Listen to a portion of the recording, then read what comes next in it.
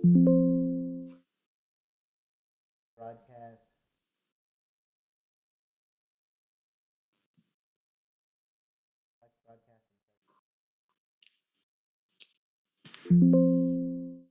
Okay. So there we go. All right. I can. Let me. All Let me. All right. right. We're started. I'm so sorry about that. Um. It's all right. All right. Awesome. So, tell us a little bit about yourself. You're an Yeah. Austrian economist, right, with the Mises Institute. Maybe uh, uh, could you fill everyone in on what that entails? Oh yeah. So I'm a economics professor. I teach at a Florida Southern College. This is Oh, in cool. Lakeland, Florida. I'm also a fellow of the Mises Institute at. So I write for them. I present for them. I do research. I speak at their seminars. So Rothbard Graduate Seminar, Mises University. Next weekend, I'm speaking at their 40th annual or the 40th anniversary of the Institute's founding at the Supporter Summit. So I Yeah, do a lot of stuff for the Mises Institute. that's cool. That's great. So what would you say is the most important aspect of Austrian economics? Yeah, that's a great question. I would say the most important aspect of Austrian economics is its emphasis on the entrepreneur in the uncertain world. So Austrians are very big movement towards equilibrium. It's the process towards equilibrium. It's not necessarily the end state of Right. equilibrium, though that's very important. So Austrians' understanding of that really it provides the everything else follows Right. regarding market prices, regarding competition, regarding the production structure, et cetera. So there's a lot of important aspects of Austrian economics. I'd say the most important is its aspect on the entrepreneur, the emphasis Right. on the entrepreneur. Right. It's sort of a groundwork for productive individual. Hmm. Yeah, absolutely. Yeah. Um. So.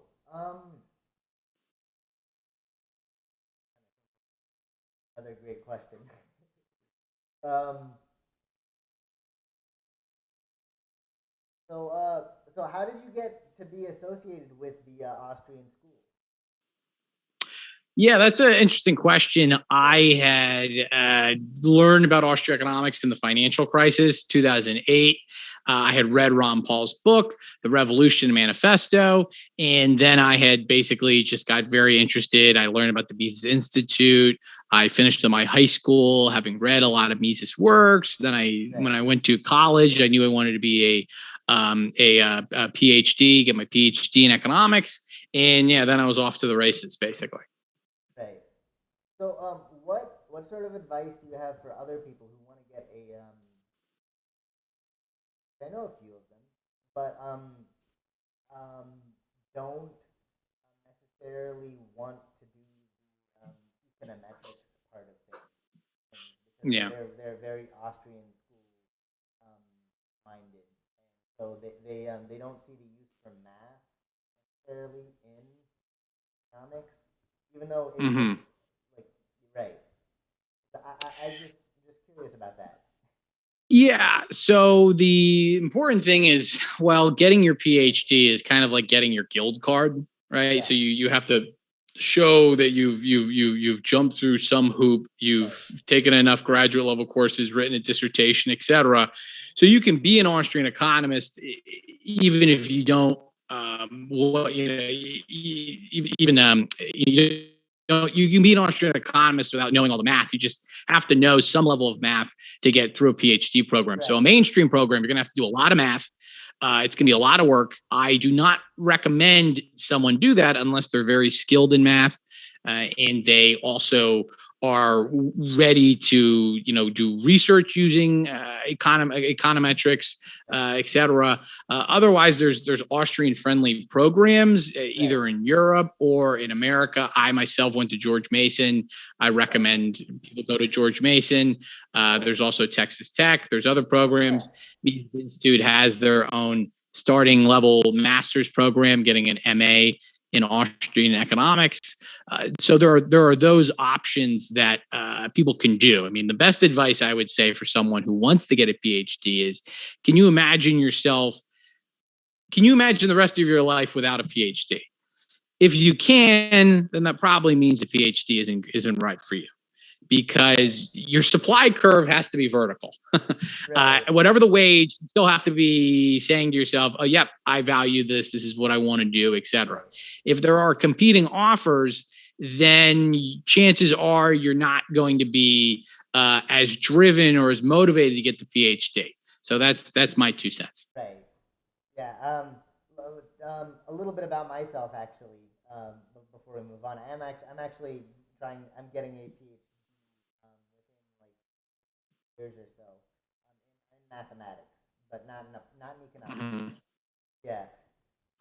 But I do Oh, know okay. people that are in undergrad right now, and so I was just trying to see if I could get some advice for that angle. Thank you. Yeah, the best advice is again, if you're trying to go to a mainstream program, you're really just going to have to take a bunch of math courses. You're going to have to be very good in it. I don't recommend doing that. The days are long gone. In the 70s and in the 80s, really the last decade was the 80s. You could go to a top mainstream economics program with relatively little math.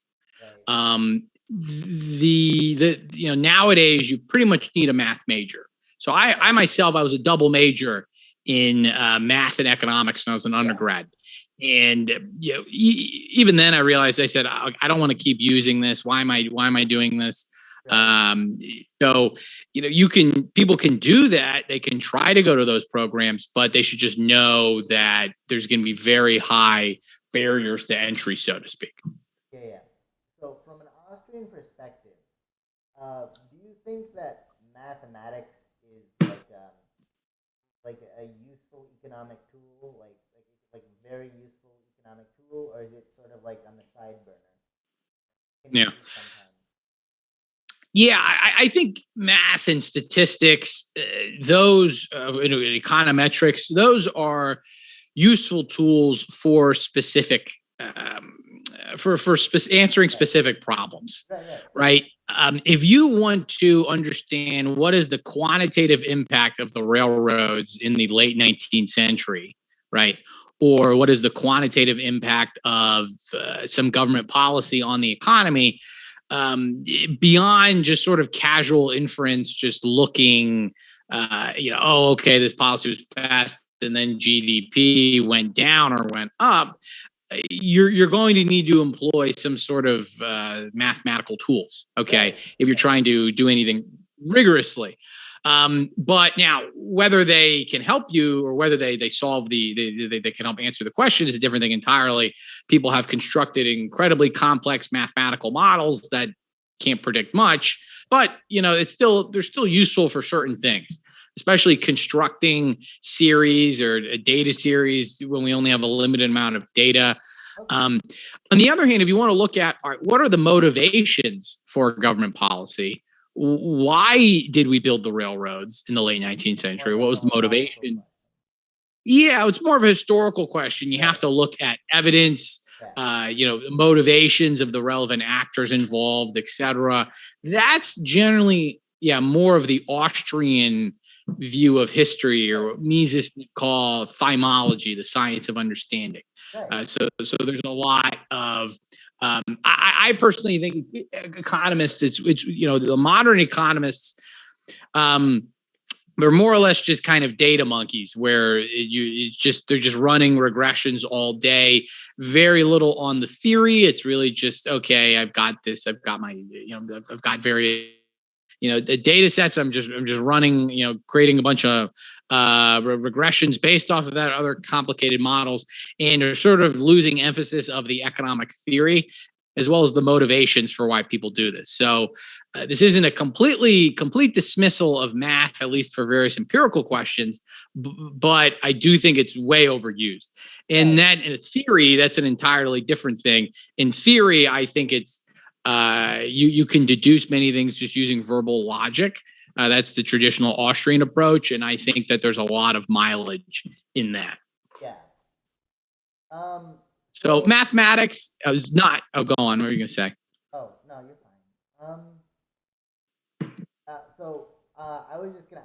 I'm probably gonna ask about like several different economists and what you think about them in the next few minutes, and then we'll probably move on. Um, like um, I, but we'll try this. We'll start with the thing I was gonna start with for the next 8 minutes. And then Mm-hmm. I'll ask about the thing I just forgot. All right, I'm sorry. It's all right. Well, what are your general thoughts about the Chicago School and Milton Friedman and David Good question. Um, Well, I think the Chicago School has certainly done some. They've done good work. I think in terms of some empirical work, I'm influenced by George Stigler's theory of regulatory capture. At least I've been influenced by that in my own work. Do I think they always analyze the problem using the right tools? No, I think they do rely on a lot of math, but that's just one example of a theory that the Chicago School helped develop that is very influential. Good free market work by the Chicago School. It certainly became more free market as time went on compared to, say, the 1950s. Milton Friedman is free to choose with his wife. I think there's a lot of good stuff in the book. I think that a lot of the Chicago School, the Austrians in the Chicago School haven't always gotten along, whether it's methodology, whether it's basic price theory, capital theory, business cycle theory, etc. I think, my personal position on this is I think the Austrians are superior in more or less every regard, but that doesn't mean I don't respect the Chicago School for what they've done. Right. I do disagree with them on a number of issues, even though we might find common ground relative to other schools of thought. But I think Austrian methodology or Austrian method, the praxeological method is better. Its understanding of prices is better. Capital theory, the business cycle theory, etc. So that's my 2-minute spiel on the Chicago School. So another economist question, and then there's going to be one more. And so what are your thoughts on on Hayek versus Rothbard? Because I know there's some debate in the Austrian community about whether like Hayek was like not as good or like he was like almost as good as Rothbard, and there's like two different, there's a split there, right? And I just wanted to gather your thoughts on this. Yeah, that's a good question. The Mises Hayek dehomogenization stuff, or the Hayek Rothbard. I mean, when you think about Mises, his two most influential students, I would say, informal students, because neither of them are direct students of Mises, were definitely Hayek and Rothbard. I think Hayek and Rothbard. Hayek would even say this because he wrote an essay, an introduction to some of Rothbard's work, saying that we've both taken Mises's ideas and developed them along different paths. I think some of Hayek's work, I myself very big influenced by Rothbard. I edited 2 of his books. I'm currently working on another book with Joe Salerno on Rothbard's development of Man, Economy, and State, his development as an economist. And we trying to argue that Rothbard is Mises's heir, really the one who carried forth his praxeological system. I think there's tons of stuff in Hayek that's great. His production theory, in prices and production, you've got individualism and economic order. He's got some good essays in there. Others I wouldn't agree with as much, but the meaning of competition, and his stuff on socialist calculation, I think his earlier essays, I think is great. There is the old split between Hayek 1 and Hayek 2, where Hayek 1 was more of the hardcore economist. Hayek 2 is a little bit more philosophical, etc. At the end of his life. Yeah, he kind of switches back. The big thing was him winning the Nobel when he said, "Oh, people care about me." Yeah, he had a little bit of a rebound in his business cycle theory. So in terms of which one's more important, I of course would say Murray Rothbard. At least I think I've been more influenced by him. I think Hayek's made phenomenal contributions. I just say when it comes to like the overall system, the Hayekian versus the Rothbardian system, which one do I think is better, or which one has influenced me more? I would say Murray Rothbard, but certainly Rothbard had a lot of respect for Hayek, and Hayek would say the same about Rothbard. Yeah. So I'll add my 2 cents about this. Actually, I think in a metaphorical sense, the Rothbard's work is a lot like a painting on the mezzanine or something. Apple, like a huge Hayek's work is like a bunch of smaller, like Arc de Triomphe, many like So it's a lot more cohesive when you look at Rothbard, but like Hayek also has very many accomplishments, and they're almost categorically, like if you like measured the amount of achievement, I would say maybe close to the same, but like if you look at like the cohesion of the structure, like Rothbard is obviously like more of a like as you said, an heir to Mises. But that's just my thoughts on it. Mm-hmm. Does that make sense? Yeah. Oh, yeah. No, I understand. I mean, the thing is, unlike Mises and Rothbard, Hayek never wrote an overarching treatise. Right? He didn't write something along the lines of Human Action, Man, Economy, and State. He wrote books, on specific economic, subjects. He wrote a lot of essays. Hayek would be at least the basic. I do think there's a lot of, you talk about the current Austrian school, or at least over the past 20 years. There's been a lot of debate, or there's various camps. You can pretty much split Austrians into 3 groups, right? So the first group considers Mises and Rothbard are closer together than Hayek, right? So Mises and Rothbard are closer together than Hayek, and Mises and Rothbard's economics are also better than Hayek's, right? So that's the first group. That would be like the Mises Institute, guys like Joe Salerno. Then you would have the second group, which says Mises and Rothbard are closer than they're to Hayek, but Hayek is better, right? Mises and Rothbard were kind of, they were dogmatic, etc. They didn't really communicate with the profession, whatever. Those would be someone of that perspective would be Bruce Caldwell, who's written many books on Hayek. He wrote a book, most famously Hayek's Challenge. And then the third group is that, Mises and Hayek are actually closer together than Rothbard did his own thing, and the Mises Hayek paradigm is better than the Rothbardian paradigm. That would be many people at George Mason. So you might think of someone, a Peter Betke, etc. So there's the Mises, Hayek, Rothbard, all that stuff is very. Yeah. And then you throw Kerzner in there.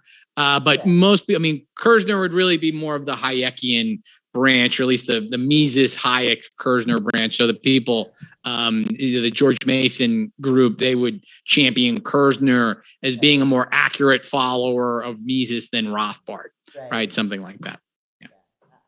Um, yeah. Uh, so the economic calculation from I think Mises wrote about it, and then Hayek also wrote about it. So Hayek's is different than Mises in a lot of ways, and many people in the Austrian community swear by Mises economic calculation problem is much more than Hayek. Mm-hmm. Um, what would you like? Uh, but they're both like almost completely orthogonal to each other. They're perpendicular, right? They're not necessarily they're describing even the same thing. They're just different ways of looking at it. Like one is a projection onto production, right? And one is a projection onto like information. Mm. So what are your thoughts on this? Yeah. So they're basically both of them were trying to solve. Mises first wrote about this in Economic Calculation of Socialist Commonwealth in 1920. Then his book Socialism, he said socialism couldn't calculate because without private property in a medium of exchange, you're not going to be able to allocate scarce factors of production. Because you're not going to know how those factors of production are valued, what goods consumers want, et cetera, et cetera. So Mises basically said, all right, socialism is impossible. Right. Yeah, socialism impossible. Hayek kind of made a similar argument. Initially he edited a series of essays. Some of Mises' stuff was included. I think the book came out in 1935. It's called Collectivist Economic Planning, and Hayek basically argued along similar lines. He stressed the calculation aspect. Trying to debate various people who were responding to Mises, etc. And then it kind of slipped. Hayek and Robbins made what people have argued is a mistake by saying, well, if we had a supercomputer, they admitted to what various critics at the time are bringing up about 100 years ago, saying, well, we had a supercomputer to basically solve all of the Walrasian equations, then socialism could calculate. And then it became, well, we can't do that. We don't have as high tech of computers. And then it became, well, now it's just a question of practicality, right? So I do think Hayek and Robbins, Lionel Robbins made that mistake. Because even with it, it's still misunderstanding the actual problem. You could have all those equations solved for a final equilibrium, but you don't actually know how you're going to get the process of getting there. Hayek, in some of his later essays, especially Use of Knowledge in Society, is really his most famous essay. He was trying to communicate these ideas to a neoclassical audience. And then he stressed more of the information aspect. So he said that, well, prices convey knowledge, and then businesses, they're going to be able to use the knowledge conveyed from prices to rationally allocate scarce resources. The price system works. This was the Hayekian argument in neoclassical language. There's been a lot of blood spilt over the years as to whether or not Hayek actually had changed his mind on this, whether he was just trying to communicate to say, oh yes, this is the correct version of my argument. Don't need to get into that. I think it's easy enough to show that Hayek at least was trying to communicate to the neoclassical audience. The problem, at least I see with that Use of Knowledge in Society paper, which is a great paper, is that neoclassical economists say, okay, Hayek, you're right. In general equilibrium, the price system works because prices convey complete knowledge. So then they're just marching orders. They're just signals. But then they say, well, when we're not in that general equilibrium, then we're going to have a problem. There is, all sorts of asymmetric information, all sorts of things. The price system doesn't work, right? And that's kind of been a big issue where sort of the curse of Hayek, he tries to communicate to a neoclassical audience, and then it kind of perverts the message a little bit. And now neoclassical economists, they totally omit the entrepreneur. They totally misunderstand how, yes, prices communicate knowledge, but entrepreneurs have to appraise the knowledge. Right, they can each subjectively decide what they're going to do, and they can do this. Their plans are different just based off of their own appraisements of what prices convey. Yeah. So, what do you think about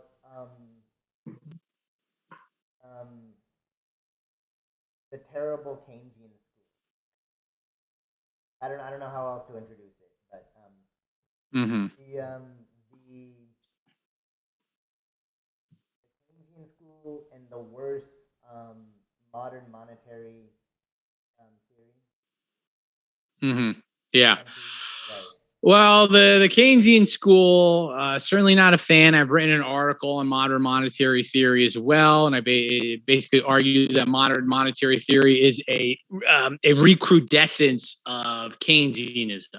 So it's like an old school Keynesianism of sort of not necessarily of John Maynard Keynes, right? This is doing constant confusion about certain things. It's really how the neoclassical economists, or some of them, incorporated Keynes into their theories. But basically, I think Keynesian economics, it ignores scarcity, ignores the price system, entrepreneurship, capital theory, et cetera. It's one of the reasons why I think a lot of neoclassical economics, the macro and the business cycle theory, is deficient to Austrian economics. It's because it's very holistic, looks in terms of aggregates, ignores interrelations, and all of this is very important. Hayek made a lot of these arguments in his debates with Keynes. Unfortunately, for a variety of reasons, he sort of was seen as, well, he lost that debate. Modern monetary theory, basically, well, the original version of Keynes, the actual version of who John Maynard Keynes was, what his theories were in the general theory, argued that, well, if you're in a downturn, you should employ expansionary monetary policy. When you're, that's just a standard analysis. He argued that, well, under certain conditions, you would have a liquidity trap, where if you increase the money supply, you're not going to be able to lower nominal interest rates. So people won't go out and spend. So then in those situations, you need to engage in expansionary fiscal policy. And this is his counter-cyclical fiscal policy. You employ people building roads, et cetera. And through the multiplier effect, that's going to increase output. Okay, so that was Keynes. So he basically argued that you're only supposed to use expansionary fiscal policy in a recession when the monetary policy doesn't work because of the liquidity trap. Later economists in this field after Keynes had died basically said that, well, due to other issues involving monetary policy, such as an investment trap, where even if you are able to lower real interest rates, it's still not going to stimulate investment that much. We should just use fiscal policy. So in the 40s and 50s, it became like you don't just want government, you actually need government intervention. Fiscal policy became dominant, and then this is where kind of the modern monetary theory influence comes from. It's like, well, the central bank's primary function is just simply to monetize debt, right? So the central bank can facilitate government spending by either directly buying government debt, by increasing bank reserves for them to purchase government debt, et cetera. And I think both theories are false. I think modern monetary theory has more or less been thoroughly discredited outside of theory, outside of tens of years of evidence. It's just in the Right. past 3 years. Well, everyone printed a bunch of money. Central banks printed a bunch of money around Yeah. the world to facilitate governments giving out stimulus checks, Right. whatever, all sorts of large scale recovery efforts during COVID. And now every country in the world, or most of them, are suffering from high inflation. So you're Right. kind of like, okay, Modern it's not monetary. exactly the best track record. Yeah. Modern monetary theory is basically just civilization, as far as I understand it. And it's a Mm-hmm. bastardization of Keynesianism, and Keynesianism is a bastardization of Keynes. Keynes wasn't even, it was far from perfect. So, like, Mm-hmm. like more levels on top of that is not going to make it more palpable. Yeah, absolutely. Yeah. Um. All right. Uh. What is the most important lesson that you've learned from Austrian? Mm. Most important. Yeah, good question. I would probably have to say the most important lesson. So, Austrian economics is what Mises would call value free. It does not necessarily make any, have any normative judgments, ethical judgments, but it does lead to various policy conclusions, or leads to various, you might say, normative conclusions. Probably too strong of a way of phrasing it, but the idea is that Austrian economics shows the free market works. It's a harmonious system, leads to mutual benefit, right? So if someone values those policies, values that environment, they will support free market policies based off of what Austrian economics teaches. So I'd say the most important lesson of Austrian economics is that, well, yeah, the free market does work, tends to work, and government intervention tends not to work. This is Rothbard's welfare theory, basically arguing ex post. The market tends to increase utility, whereas the government does not. And I think that's a very important principle. Right.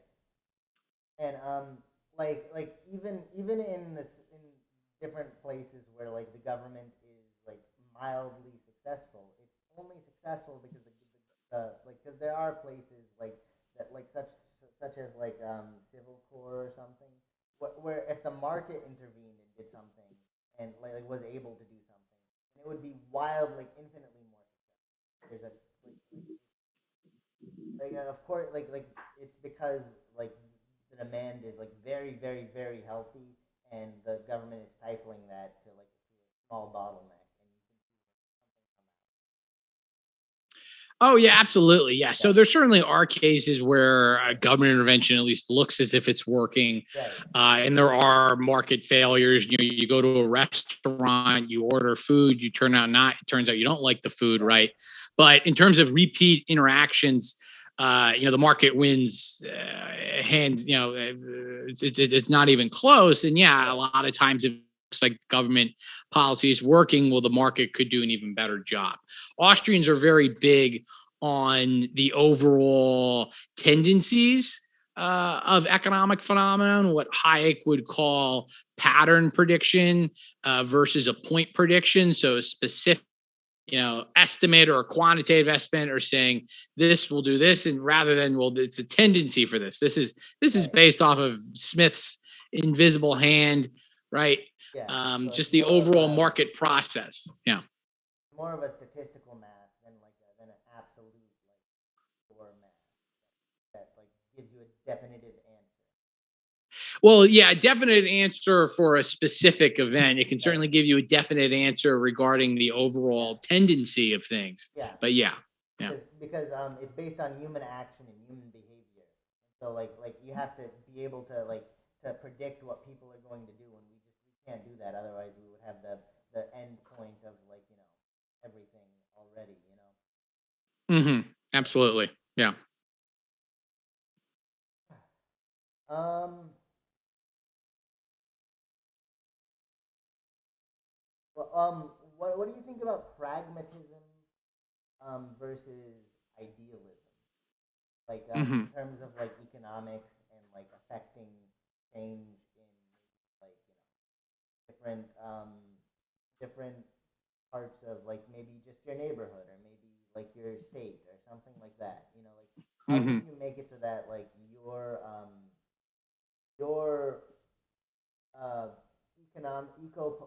economic slash political um, situation is I think it's called eco-political, but that sounds too much like environmental stuff, so I didn't want to say that. Hmm.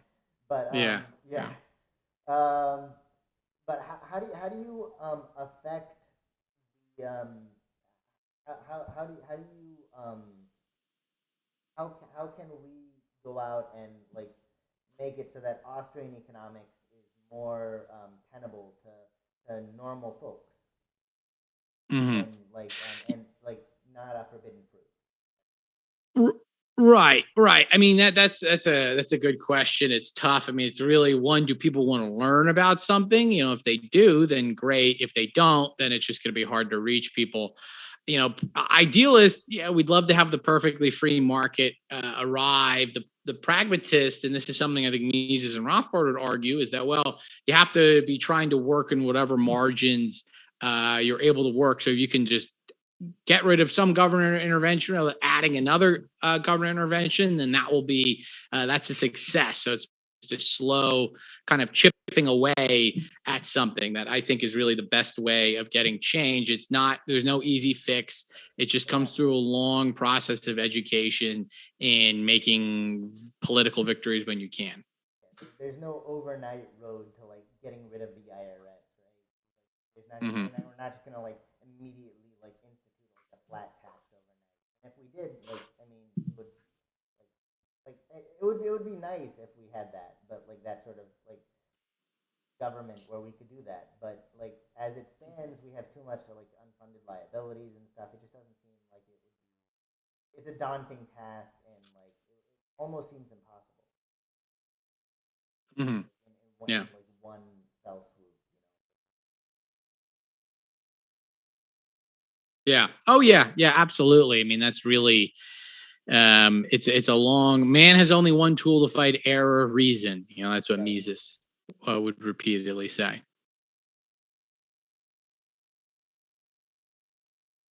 Um.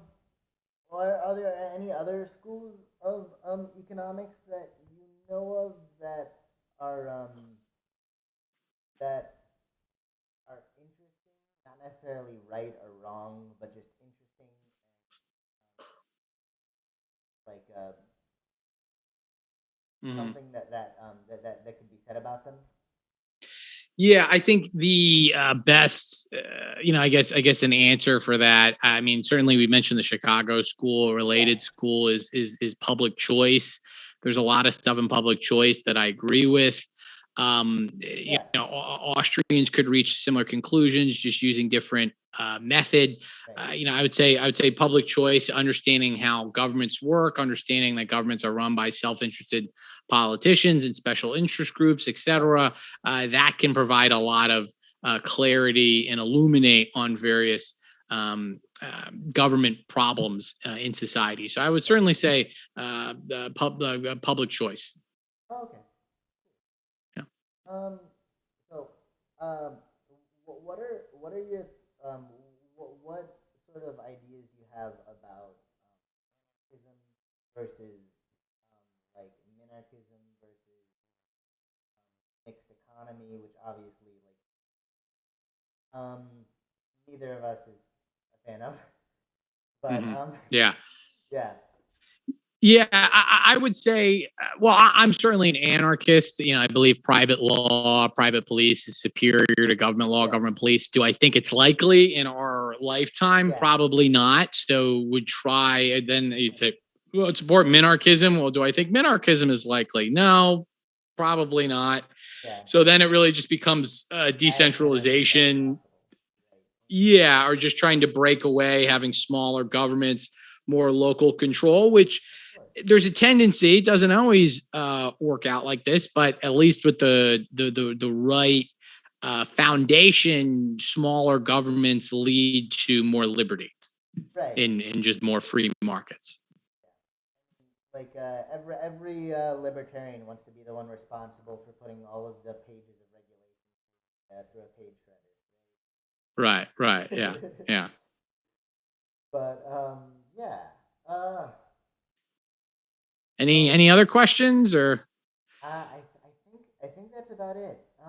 Okay. That's my list of questions. Unless you have something to add, which of course you're always welcome to. No, I think we covered a lot of good ground. Yeah. Yeah. So, yeah. If you have any have you ever published any books?